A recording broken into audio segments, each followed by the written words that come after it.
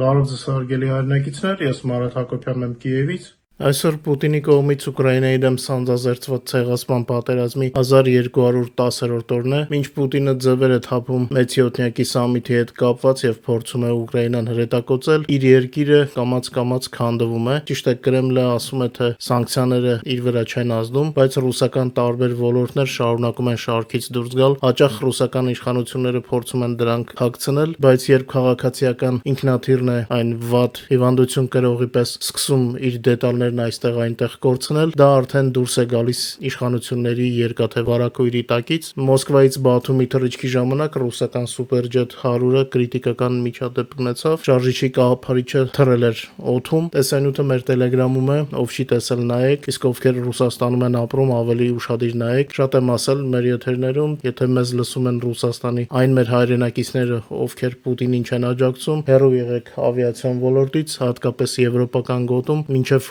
Ուրալի լեռներ, եւ աշխատեք հեռու լինել ռազմական եւ մերձրազմական օբյեկտներից։ Իսկ հիմա անցնենք այլ թեմայի, թե ինչպես է հոգեվարքի մեջ գտնվող ռուսական բանակը փորձում քիմիական զենք կիրառել ռազմաճակատում։ Ուկրաինական զինվորականները երեք ոչնչացրել են ռուսական BM-21 Grad բազմակի կրակող հրթիռային համակարգը, որը հագեցած էր քիմիական զենքով։ Ուկրաինայի պաշտպանության ուժերը հրապարակել են անհանգստացնող կադրեր։ Դոնբասում ոչնչացվել է ռուսական Grad կայանը, որը ենթադրաբար լիցքավորված էր քիմիական զենքով։ Գործողության տեսագրությունը հրապարակվել է հունիսի 16-ին Ուկրաինայի զինված ուժերի K2 անօդաչու համակարգերի 20-րդ գնդի կողմից, այն նաև մեր Telegram-յան ալիքում կա։ Տեսանյութը ֆիքսել է ռուսական Grad-ի ոչնչացումը ուկրաինական դրոնի միջոցով։ Հարվածից հետո ռուսական մարտական մեքենան պայթում է, իսկ զինամթերքը դետոնացիա է անում։ Դրանից հետո տեղի է ունենում անսովոր մի բան, վարդագույն ծխի ամպեր են բարձրանում։ Ըստ երևույթին արկերը լցված էին եղել անսովոր պայթուցիկով, քիմիական զենքով։ Շնամու զրույցների գաղտնալսումը ամեն ինչ իր տեղն է դնում։ Մեջբերեմ նրանք միմյանց կոչ են անում թաքնվել եւ գազային դիմակներ կրել, քանի որ վնասված Grad-ը լիցքավորված է եղել քիմիական նյութերով։ Այս մասին հայտնում է K2 ստորաբաժանումը։ Գնդի ներկայացուցիչները կոչ են անում թե զինվորականներին եւ թե շփման գծի մոտ գտնվող խաղաղ բնակչությանը պատրաստ լինել ռուսների կողմից քիմիական զենքի հնարավոր կիրառմանը։ Խորհուրդ է տրվում ունենալ գազային դիմակներ եւ պատրաստել թաքստոցներ պաշտպանվելու համար։ Թեպետ այս անգամ մենք հապանեցինք թշնամու ծրագրերը, Ռուսաստանը ապագայում կարող է նորից կիրառել քիմիական զենքը, նշում են K2 ստորաբաժանումից։ Թեև Ռուսաստանը ստորագրել է քիմիական եւ կենսաբանական զենքի չտարածման մասին կոնվենցիան, ուկրաինական զինվորականները հիշեցնում են, նա դեռ պահեստներում ունի մեծ պաշարներ եւ մի քանի անգամ արդեն կիրառել է այդ զենքը։ Դե ֆոսֆորի մասին չասեմ, ֆոսֆորը ռուսները շատ հաճախ են օգտագործել։ Սա այն մարդկանց համար երևի անակնկալ կլինի, ովքեր դեռ վախենում են ռուսական միջուկային զենքից։ Եթե Ռուսաստանը ունենար հնարավորություն օգտագործել միջուկային զենք, հավատացեք, նա արդեն դա արել էր։ Քիմիական զենքի մասին խոսք ընկավ, ուրեմն ձեզ մանրամասներ պատմեմ մեր ուժերի կողմից վերջերս Ռուսաստանի Ստավրոպոլի երկրամասում քիմիական արտադրության օբյեկտին հասցված հարվածի մասին։ Ռուսաստանի Դաշնության քիմիական արդյունաբերության կարևոր օբյեկտը Նևինամիսկի ազոտ գործարանը դադարեցրել է աշխատանքը Ուկրաինայի դրոնների հարվածից հետո։ Ասում են ժամանակավոր, բայց պարզ կլինի։ Հունիսի 14-ի գիշերը Նևինամիսկ քաղաքում Ստավրոպոլ երկրամասում հզոր պայթյունների շարք է որոտացել, 10 հարված ուղղվել են Նևինամիսկի ազոտ քիմիական ձեռնարկության տարածքին։ Գործարանը համարվում է Ռուսաստանի Դաշնության ամոնիակի, սելիտրի եւ այլ երկակի նշանակության նյութերի խոշոր արտադրողներից մեկը։ Մենք ձեզ արդեն տեղեկացրել ենք հարվածի մասին, բայց այժմ ունենք ավելի մանրամասն տվյալներ։ Այս գործարանը կապված է Ռուսաստանի պաշտպանական արդյունաբերության հետ։ Խոցման արդյունքում գործարանը ժամանակավորապես դուրս է բերվել շարքից ուկրաինական դրոնների մասշտաբային հարձակման պատճառով։ Հարվածն իրականացվել է ուկրաինական արտադրության լյուտի տիպի դրոնով։ Ըստ նախնական տվյալների գործարանի վրա արձակվել է առնվազն 13 ԱԹՍ, ինչը ավերածությունների է հանգեցրել արտադրամասերից մեկում։ Ըստ Ուկրաինայի զինուժի գլխավոր շտաբի հարվածները հասցվել են այն օբյեկտին, որը ներգրաված է զինամթերքի եւ հրթիռային վառելիքի բաղադրիչների արտադրության մեջ։ Սա արդեն երկրորդ հարվածն է Ռուսաստանի քիմիական արդյունաբերությանը վերջին շաբաթների ընթացքում։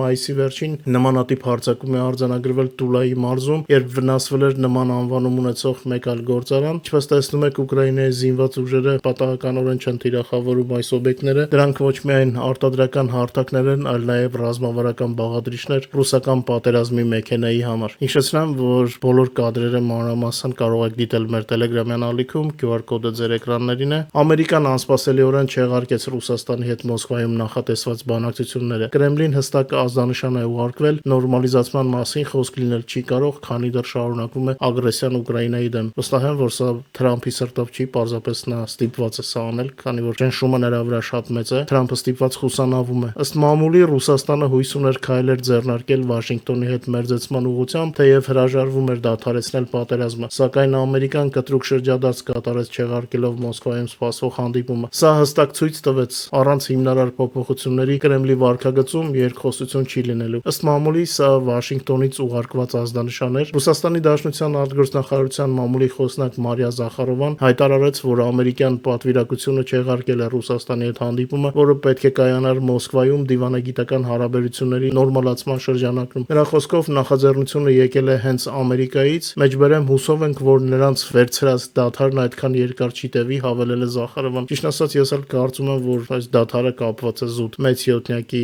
սամիթի հետ։ Թրամփը պարզապես բացի ներքին ճնշումից նաև ցանկացել է խուսափել արտաքին ճնշումից։ Ամերիկյան մամուլը սա անվանում է առաջին ձախողված փուլը։ Սա առաջին անգամն էր, երբ Ռուսաստանին ներկայացրած առաջընթացի հույս ունեցող բանակցային փուլը տապալվում է։ Հիշեցնենք, դրան նախորդել էր ապրիլի 10-ի Ստամբուլում կայացած նախնական պայմանավորվածությունը։ Մամուլը կարծում է, որ ամերիկան զիջումների չի գնա։ Մոսկվան հույս ուներ բանակցությունների ընթացքում քննարկել Ամերիկայում արգրաված դիվանագիտական գույքի վերադարձը, ավիահաղորդակցության վերականգնումը, վիզայի ռեժիմի մեղմացումն ու ռուս դիվանագետների տեղաշարժի սահմանափակումների հանումը։ Բայց քանի որ Պուտինը մերժեց Թրամփի առաջարկած խաղաղության պլանը, Ուկրաինայի վերաբերյալ Ամերիկայի մերժումը մեկնաբանվում է որպես ուղիղ արձագանք Ռուսաստանի շարունակվող ագրեսիայի նկատմամբ։ Reuters-ը գրում է, սա մերձեցումից հրաժարում է։ Ըստ Reuters-ի, այս քայլը ակնհայտորեն նշանավորում է հրաժարում այն գործընթացից, որը սկիզբ էր առել Պուտինի եւ Թրամփի միջև։ Նրանց առաջին հեռախոսազրույցը փետրվարի 12-ին ընկալվում էր որպես դիվանագիտական հալոց, կամ հալոցի փորձ։ Բայց հիմա Վաշինգտոնը թելադրում է օրակարգը, Կրեմլի ակնկալած զիջումները Ամերիկայից չեն ստացվում, փոխարենը Վաշինգտոնը ուժեղացնում է ճնշումը։ Ճիշտ ասած, Reuters-ի հետ համաձայն չեմ, բայց տեղեկատվություն է, ձեզ տեղեկացնում եմ։ Ըստ նույն գործակալության, սանկցիաներ են խոստանում Ամերիկայից մերձեցման փոխարեն, ամերիկյան քաղաքական շրջանակներում գնալով ավելի հաճախ են հնչում խոսքեր նոր պատժամիջոցների հնարավորության մասին։ Այսա ճիշտ է։ Դիվանագիտությունը, ասում են Վաշինգտոնում, պատճառ չէ մոռանալու ռազմական հանցագործությունների, առևանգված ուկրաինացի երեխաների եւ ռուսական պատերազմի ֆինանսավորման մասին։ Չեղարկումը որպես ուղիղ մեսիջ են ընկալում ամերիկյան մամուլում։ Մոսկվայում հանդիպման չեղարկումը տեխնիկական քայլ չէ։ Սա հստակ դիվանագիտական ժեստ է։ Այն ուղարկում է հետեւյալ մեսիջը. քանի դեռ Ռուսաստանը պատերազմ է վարում, վերաբեռնավորում չի լինելու։ Վերաբեռնավորումն էլ դա պերեզագրուսկենա, որ հիշում եք պերեգրուսկա կնոպկային սարքել Քլինթոնի ժամանակ։ Իսկ Մարգարիտա Սիմոնյանի հիասթափված մեկնաբանությունը ըստ Reuters-ի շոուն ավարտվեց, կրկեսը գնաց, միայն ընդգծում է նույնիսկ Ռուսաստանի ներսում սա անցալվում է որպես նորմալացման պատրանքների կործանում։ Ճիշտ ասած, Թրամփի մեծ յոթնյակի սամիթին ասած բառերի եւ նրան արդեն Օբամային մեղադրանքներից հետո ես անձամբ ուրիշ բանի մասին եմ մտածում, արդեն ասացի, որ պարզապես խուսանավում է Թրամփը, եւ հետո Reuters-ի տված տեղեկատվությունը վերջերս շատ տենդենցիոզ է։ Օրերս այս գործակալությունը Իսրայելի հարցում էր փորձում նարատիվներ առաջ քաշել Թրամփի օգտին, բայց Նեթանյախուն հերքեց, այնպես որ ընթերցեցինք տեղեկատվությունը, ժպտալու առիթ եղավ, որ ռուսները մի քիչ նեղվել են, բայց մեզ շեղելը այդքան էլ հեշտ բան չէ, մենք կհետևենք իրադարձություններին, իսկ Թրամփի հանդեպ համապատասխան լոբին Ամերիկայում իր ճնշումը գործադրում է։ Այս պահին այսքանը, հնարավոր է կլինեն նոր եթերներ, աշխատում եմ երկու ալիքներով էլ ձեզ տեղեկատվություն ապահովել։ Երեկոյան կլինի Հակոբյան լայվ ալիքում ռազմաճակատի լուրերը, այնտեղ էլ կխոսենք եւ Ուկրաինայի հերթական ռմբակոծման փորձի մասին եւ ռազմաճակատի կարևոր լուրերի մասին։ Մինչ նոր հանդիպում։